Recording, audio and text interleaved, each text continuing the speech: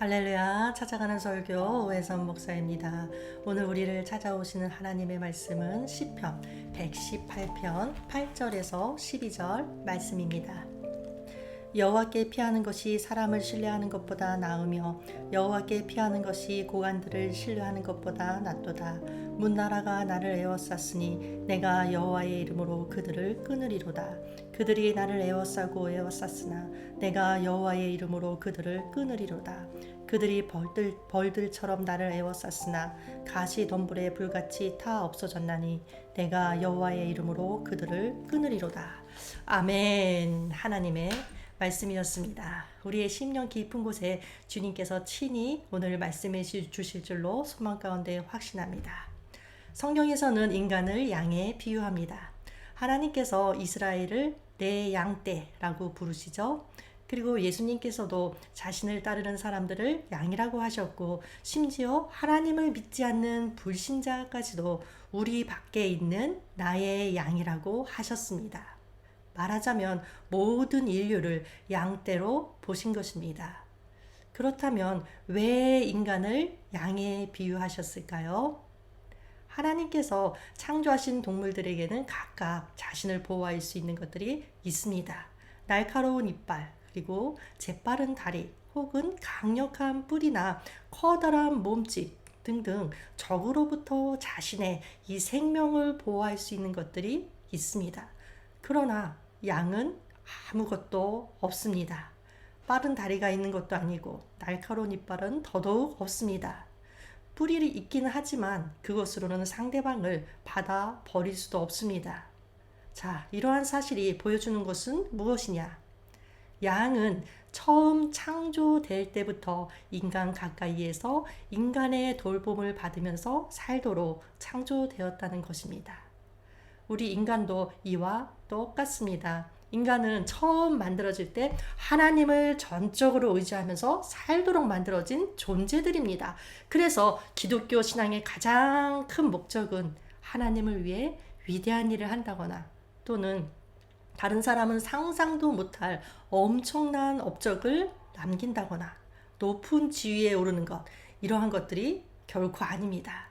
기독교 신앙이 추구하는 가장 중요한 가치는 하나님을 향한 순수하고도 절대적인 의존입니다.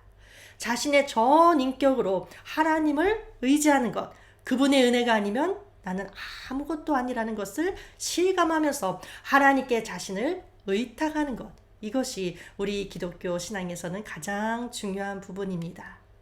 그런데 우리 모두가 하나님을 의지한다고 또 믿는다고 하지만 사실상 그렇지 않은 경우가 삶 가운데 허다합니다. 이것은 스스로 감당할 수 없는 절박한 위기에 처했을 때 누구에게 내가 도움을 청하는가? 그것을 보면 진짜 내가 누구를 믿고 의지하는지 알 수 있습니다. 그렇다면 우리가 세상의 위기 앞에서 가장 효과적으로 대처할 수 있는 방법은 과연 무엇인가? 오늘 본문의 시인은 이렇게 고백합니다. 네, 오늘 본문 8절, 9절 말씀인데요. 여호와께 피하는 것이 사람을 신뢰하는 것보다 나으며 여호와께 피하는 것이 고관들을 신뢰하는 것보다 낫도다. 인간적인 시각으로 보면 이 눈에 보이지 않는 하나님을 의뢰하는 것보다 사람들, 특히 부유하거나 지위가 높은 사람들을 의지하는 것이 더 지혜로워 보일지도 모릅니다. 그러나 시인은 여호와께 피하는 것이 세상에 힘 있는 사람들을 신뢰하는 것보다 낫다고 고백하고 있습니다. 왜냐하면 세상의 권력자들이 겉으로 보기에는 강하게 보일지 모르지만 그러나 하나님께서 그들의 호흡을 끊어버리시면 그저 흙으로 돌아갈 수밖에 없는 연약한 존재이기 때문에 그렇습니다. 세상의 모든 사랑과 권세는 전적으로 하나님의 통치 아래에 있습니다. 그래서 믿는 자는 세상 그 무엇보다도 하나님 그분 자체가 가장 안전한 피난처가 되심을 믿고 의지해야 한다는 것입니다. 다윗도 오늘 본문의 시인과 똑같은 고백을 했지요. 사람들이 주의 날개 그늘 아래 피하나이다. 자, 다윗의 고백이었습니다. 그렇다면 여호와께 피한다는 것은 어떻게 하는 것을 말하는 것일까요? 내가 무서워서 벌벌 떨면서 아무것도 안 하고 가만히 주저앉아 있는 것이 아닙니다. 시인이 여호와께 피하여 원수들을 여호와의 이름으로 끊으리로다 라고 하는데, 이것은 곧 다시 말하면 내가 여호와를 의지해서 단호하게 물리치겠다라는 의지의 표현입니다. 그 내용이 10절에서 12절까지 나오는데, 그 내용을 보면 상반되는 두 개념, 즉 적들이 나를 애워쌌다, 그리고 자신은 그들을 여호와의 이름으로 끊으리로다 라는 말이 후렴구처럼 3번 반복되어서 나오고 있습니다. 먼저 10절 볼게요. 문나라가 나를 애워쌌으니 내가 여호와의 이름으로 그들을 끊으리로다. 11절 말씀, 그들이 나를 애워싸고 애워쌌으니. 같은 단어를 2번 반복 사용한 것은 자신을 향한 대적들의 분노와 공격이 격렬하다는 것을 표현하는 것입니다. 문나라가 나를 애워싸고 애워쌌으니 내가 여호와의 이름으로 그들을 끊으리로다. 자, 12절 말씀 볼게요. 그들이 벌들처럼 나를 애워쌌으나 가시덤불의 불같이 다 없어졌나니 내가 여호와의 이름으로 그들을 끊으리로다. 벌들처럼 나를 애워쌌으나. 자, 이것은 대적들의 공격이 격렬할 뿐 아니라 그 수요가 아주 많다는 것입니다. 그러나 여호와의 이름으로 그들을 물리쳤더니 어떻게 되었느냐? 악인들이 가시덤불의 불같이 타서 없어졌다고 합니다. 그렇다면 가시덤불에 붙은 불의 특성은 무엇이냐? 가시덤불에 불이 일단 붙으면 삽시간에 타오릅니다. 그러나 곧 꺼져버린다는 특성이 있습니다. 이처럼 대적들의 위세가 온 천하를 삼킬 듯이 맹렬했지만 그러나 금방 사그러들었다고 말하고 있는 것입니다. 왜냐하면 자신의 능력으로는 어림도 없는 그들이지만 그러나 여호와의 이름에는 능력이 있기 때문에 그렇습니다. 여호와의 이름으로 그들을 끊어내었더니 너는 나를 밀쳐 넘어뜨리려 하였으나 여호와께서는 나를 도우셨도다. 자, 이렇게 여호와의 도우심을 받은 시인 노래합니다. 14절에 있는 것처럼 여호와는 나의 능력과 찬송이시요 또 나의 구원이 되셨도다. 자, 그리고 이어서 15절 16절 말씀이죠. 의인들의 장막에는 기쁜 소리 구원의 소리가 있으며 여호와의 오른손이 권능을 베푸시며 여호와의 오른손이 높이 들렸으며 여호와의 오른손이 권능을 베푸시는도다. 여호와의 이 오른손이 3번 반복되어서 나옵니다. 이것은 하나님이 직접 일하시고 능력을 베푸시고 또 끊임없이 도와주셨음을 거듭 강조하는 것입니다. 저 멀리 계신 하나님이 아닌 내 곁에서 나 자신을 일으켜 주시고 안아주시고 대적들을 막아주시는 인격적인 하나님, 그 무엇보다도 강력한 권세를 지니신 하나님이 친히 자신을 붙들어 주셨다는 것입니다. 여러분 참 감격적이지 않습니까? 그런데 이 시인이 고백한 여호와는 나의 능력과 찬송이시요 또 나의 구원이 되셨도다.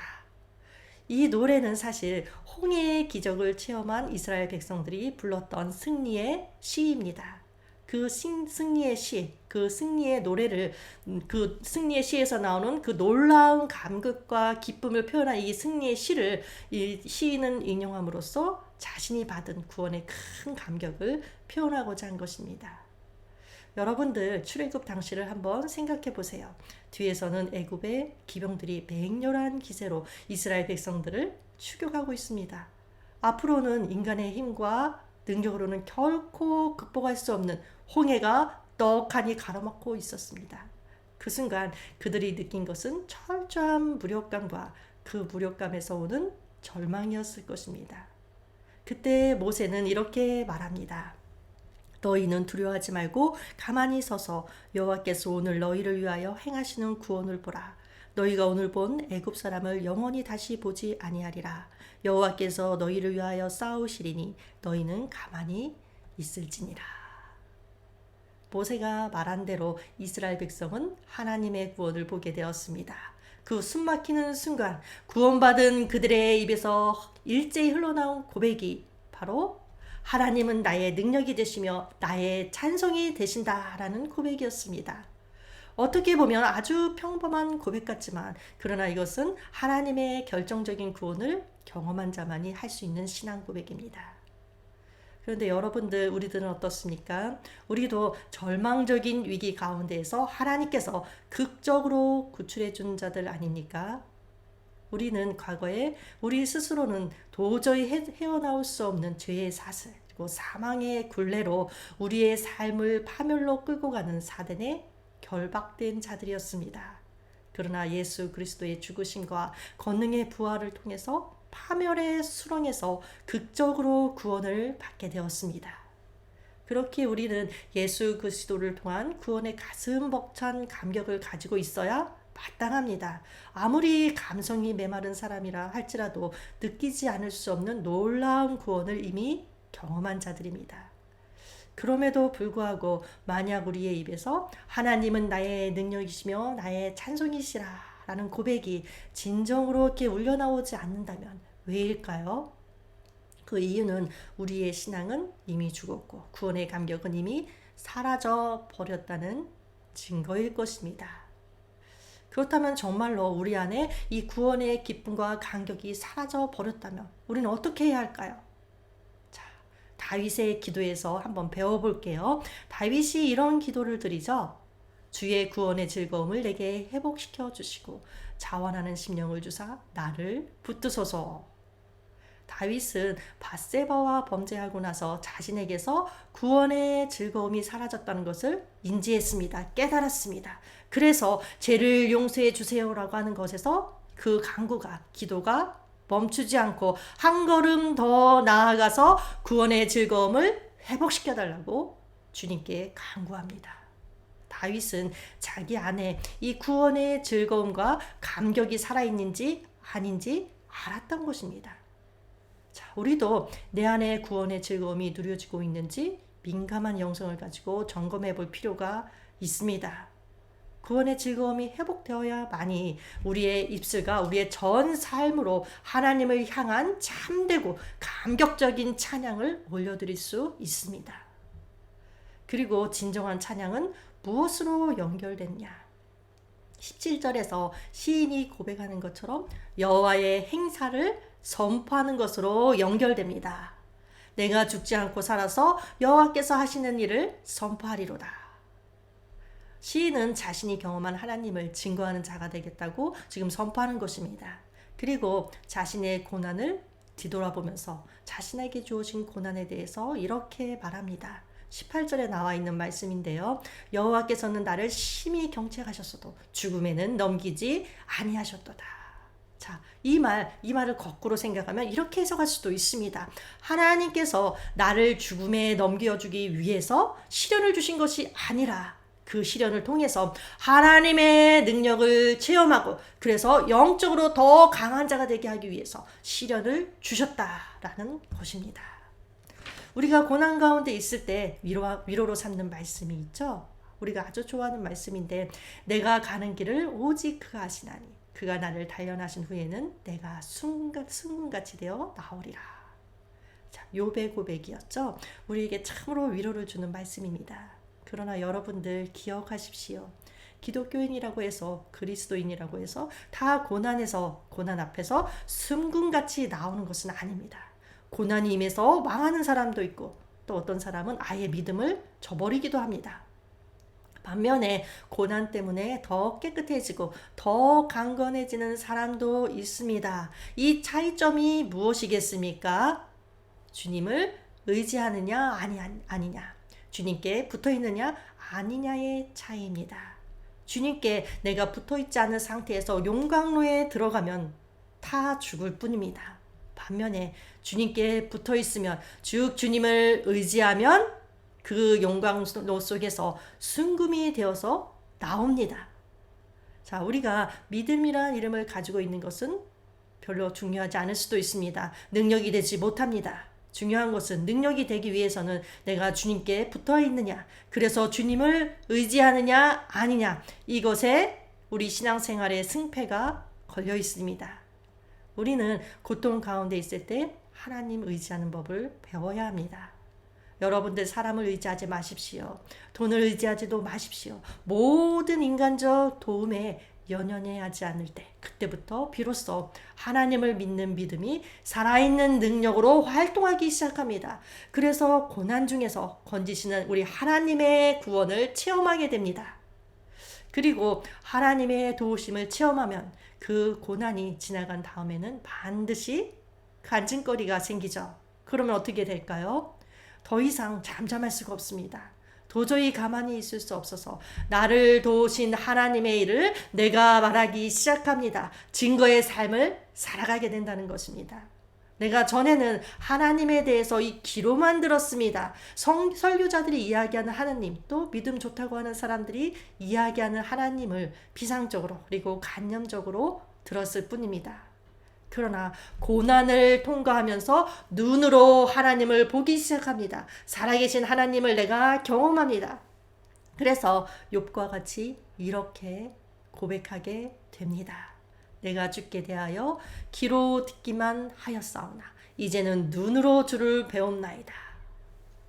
자, 여러분들, 우리의 머리카락까지도 하나님 앞에 다 세신 바 되었다는 것을 믿는다면, 그리고 하나님을 사랑하는 자, 곧 그 뜻대로 부르심을 입은 자들에게는 모든 것이 합력하여 선을 이룬다.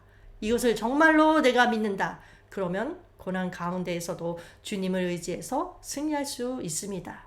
물론 그 과정이 쉽지는 않습니다. 힘듭니다. 그러나 여호와의 이름으로 나아가면, 여호와를 의지하면 승리하게 됩니다. 여호와께서 우리를 붙드시고 인도하시기 때문입니다. 자, 여러분, 나는 어떤 존재입니까? 우연히 맹목적으로 이 땅에서 살아가게 된 존재가 절대 아닙니다. 하나님께서 이 땅에 보내신 의미 있는 존재입니다. 내 생애에는 반드시 하나님의 뜻이 있다는 것을 기억하시고 어떠한 상황이든지 주님을 의지함으로 승리하는 우리 모두가 되기를 바랍니다. 기도하겠습니다. 하나님 아버지, 저희들에게 믿음을 주시고 이 험난한 세상에서 여호와를 의지하며 살 수 있는 은혜를 허락하시니 감사합니다. 세상을 이김은 이것이니 우리의 믿음이니라. 말씀하신 대로 살아있는 믿음, 역사하는 믿음으로 여호와를 의지하며 승리하는 삶이 되도록 은혜 베풀어 주시옵소서. 예수님의 이름으로 기도합니다. 아멘.